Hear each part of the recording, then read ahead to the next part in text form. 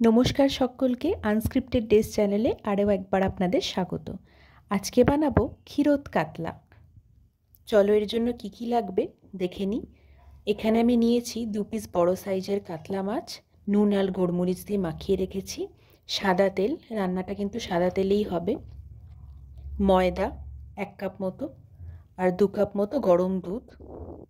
এখানে কিছু মশলা আছে, হলুদ, কাশ্মীরি লঙ্কা, ধনে, জিরে গুঁড়ো, নুন আর চিনি। পেঁয়াজ কুচি নিয়েছি, টমেটো কুচি, আর আমি নিয়েছি আদা রসুনের পেস্ট, আর নিয়েছি গোটা গরম মশলা, তেজপাতা, লঙ্কা, কাঁচা লঙ্কা, গুঁড়ো গরম মশলা। চলো তোমাদের দেখাই রান্নাটা কিভাবে করতে হবে। প্রথমে কড়াইটা একটু গরম হতে দেব। যতক্ষণ না কড়াইটা গরম হচ্ছে ততক্ষণ কিন্তু আমি একটুখানি মাজা এনজয় করছিলাম। তোমরাও আমার সাথে আমার ভিডিওটা এনজয় করো, ভালো লাগলে জানিও।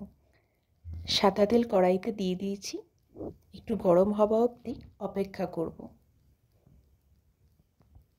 তেলটা যখন মনে হবে গরম হয়ে গেছে, একে একে কাতলা মাছগুলো ছেড়ে দেবো।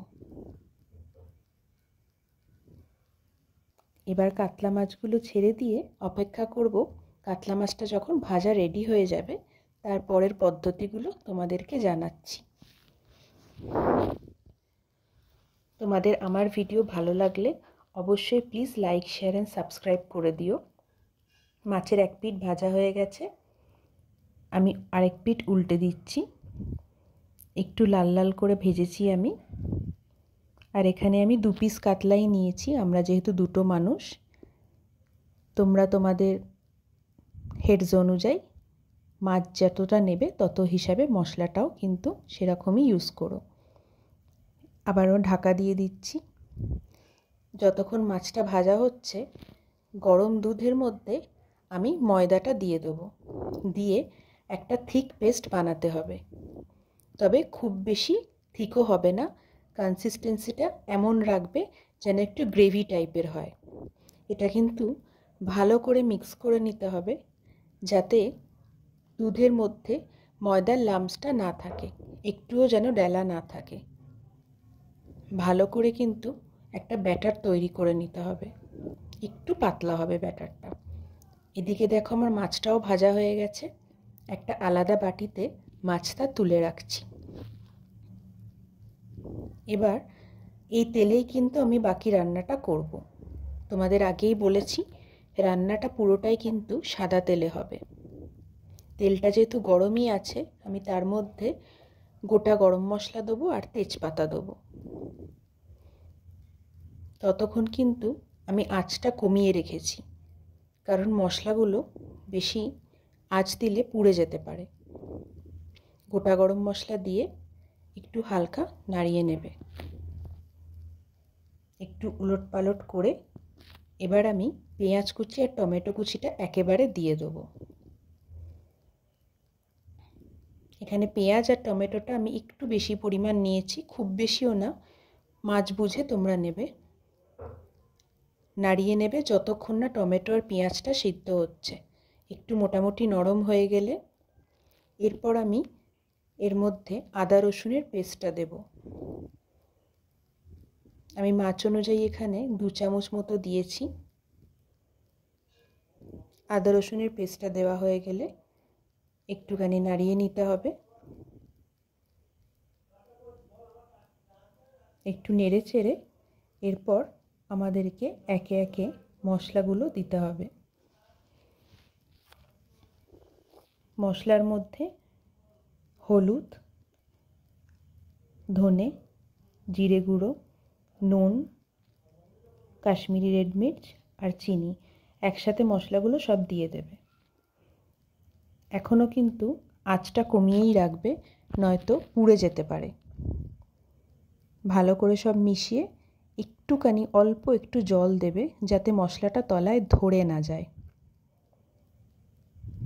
বুঝে জলটা দিও। জলটা দিয়ে ভালো করে নাড়িয়ে নিতে হবে। মশলাটা এক প্রকার কষতে হবে। মশলাটা কষা হয়ে গেলে এর মধ্যে আমি যে পেস্টটা বানিয়ে রেখেছিলাম দুধ আর ময়দার, সেই পেস্টটা দিয়ে দেবো। আর এখানে দুধটা কিন্তু অবশ্যই গরম থাকতে হবে। গরম দুধেই তোমরা কিন্তু ময়দা দিয়ে ব্যাটারটা বানাবে, ঠান্ডা দুধ দিলে কিন্তু হবে না। আর এটা যখনই এই ব্যাটারটা তোমরা মশলায় দেবে ততক্ষণ কিন্তু কন্টিনিউয়াস নাড়িয়ে যেতে হবে, কারণ এতে যেহেতু ময়দা দেওয়া আছে তাই এটা কিন্তু গরমের আঁচে এক জায়গায় লেগে যেতে পারে, তাই ক্রমাগত খুন্তি দিয়ে নাড়িয়ে যেতে হবে। এর মধ্যে তোমরা এবার নাড়ানোর পরে জল দিও, যতটা যে যেরকম কারি খাবে সেই অনুযায়ী জলটা দিও। আমি একটু বেশি জলটা দিয়েছি, কারণ হচ্ছে যেহেতু অল্পর মধ্যে ময়দা দেওয়া আছে তাই কিন্তু জলটা এটা টেনে নেবে। একটা থিক কারি বানাবো, কিন্তু জলটা দেওয়ার কারণটাই হচ্ছে ময়দার জন্য। ভালো করে নাড়িয়ে নিয়ে ঢাকা দিয়ে দিও। একটুখানি কুক হয়ে গেলে, ফুটলে মাছগুলো একে একে দিয়ে দেবে।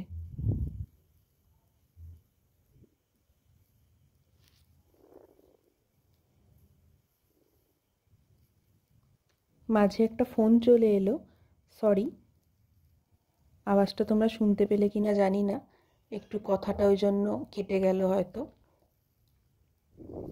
মাছগুলো দিয়ে ভালো করে কারিগুলো ওপরে দিয়ে দেবে, যাতে কারিটা ভালো করে মাছের মধ্যে ঢুকে যায়। এবার একটু ফুটতে দেবে। ভালো করে ফোটানো হয়ে গেলে এর ওপর দিয়ে একটুখানি ঘি, পুরো 1 চামচ দিতে হবে না, 8 চামচ দিলেই হবে ঘিয়ের সাথে তোমরা এর ওপরে যে গুঁড়ো গরম মশলাটা ছিল সেটা অবশ্যই ছড়িয়ে দেবে। ব্যাস, তোমাদের ক্ষীরোদ কাতলা রেডি হয়ে গেল। এটা কিন্তু অনেক বিখ্যাত একটা বাঙালি ডিশ, বেঙ্গলি ডিশ। এটা মা ঠাকুমাদের আমলের এই ডিশটা তোমরা অবশ্যই বাড়িতে বানিয়ে দেখো কেমন লাগলো। আমাকে কিন্তু কমেন্টে অবশ্যই জানিও। আর হ্যাঁ, নামানোর আগে 2টো কাঁচা লঙ্কা উপর দিয়ে দেবে। আমার ভিডিওটা ভালো লাগলে অবশ্যই লাইক, শেয়ার অ্যান্ড সাবস্ক্রাইব করে দিও। আজকের মতো টাটা।